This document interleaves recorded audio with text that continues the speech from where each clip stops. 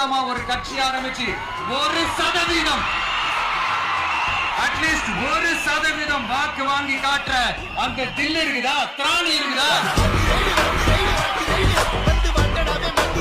அடுத்தவங்க ஆரம்பிச்ச அரசியல் கட்சியில அடுத்தவங்களுடைய அட்ரஸ்ல அரசியல்வாதிகளா இருந்துட்டு இருக்கிற இவங்க எல்லாருக்கும் ஒரு சவால்.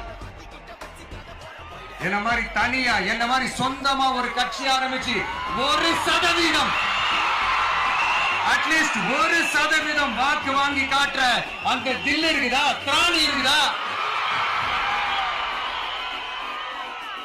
ஏ விஜய், வீட்டை விட்டு வெளியே வா. ஏ விஜய், பனையூர் விட்டு வெளியே வா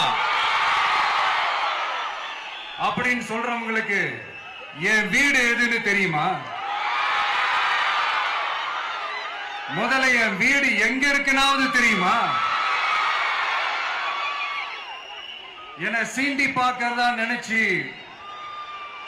கிண்டலும் கேலியுமா பேசுறவங்களுக்கு நான் சொல்றேன், இந்த தமிழ்நாடு தமிழ்நாடுன்னு சொல்றாங்களே, அது மத்தவங்களுக்கு வேணா ஸ்டேட்டா இருக்கலாம், ஆனா என்ன பொறுத்த வரைக்கும் என் தாய் நாடான தமிழ்நாடு தான் என் வீடு. அடுத்து ஒவ்வொரு வீட்டில் இருக்கிற என்னுடைய குட்டி நண்பா நண்பீஸுக்கும் நான் சொல்லணும்னு நினைக்கிறேன். வீட்டுல டிவியில உட்கார்ந்து இந்த பிரச்சார மீட்டிங் எல்லாம் பார்த்துட்டு இருப்பீங்க. உங்களையும் உங்களுடைய ஃபியூச்சரையும் மைண்ட்ல வச்சுக்கிட்டு தான் நாம அரசியலுக்கே வந்திருக்கிறோம். அதனால எனக்காக நீங்க ஒண்ணு செய்யணும்.